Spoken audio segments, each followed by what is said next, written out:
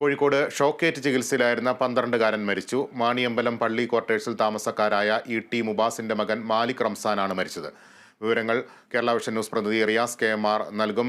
റിയാസ്, എങ്ങനെയാണ് ഈ സംഭവം ഉണ്ടായത്? കഴിഞ്ഞ വെള്ളിയാഴ്ചയാണ് ഈ കുട്ടിക്ക് ഷോക്കേൽക്കുന്നത്.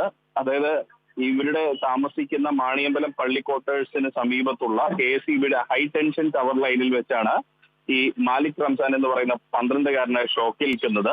തുടർന്ന് ഈ കുട്ടിയെ കോഴിക്കോട് മെഡിക്കൽ കോളേജ് ആശുപത്രിയിൽ പ്രവേശിപ്പിക്കുകയായിരുന്നു. ശരീരമാസകലം പൊള്ളലേറ്റ നിലയിൽ അന്ന് ടെറസിൽ വീണ് കിടക്കുകയായിരുന്നു മാലിക് റംസാൻ.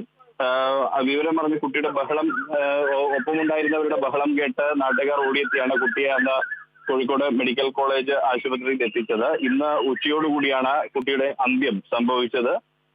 എടുത്തു പറയേണ്ട മറ്റൊരു കാര്യം, കുറ്റിക്കാട്ടൂരിൽ കഴിഞ്ഞ ദിവസം മുഹമ്മദ് റിജാസ് എന്ന് പറയുന്ന യുവാവ് ഈ KSEBയുടെ വൈദ്യുതി ലൈനിൽ നിന്നും ഷോക്കേറ്റ് മരിച്ചിരുന്നു. ആ ഷോക്കേറ്റ് മരിച്ച വിഷയത്തിൽ KSEB അധികൃതരുടെ അനാസ്ഥ ചൂണ്ടിക്കാട്ടിക്കൊണ്ട് ഇന്ന് നാട്ടുകാരുടെ ഒരു പ്രതിഷേധം ഗാന്ധി റോഡ് KSEB ആസ്ഥാനത്തേക്ക് നടന്നിരുന്നു.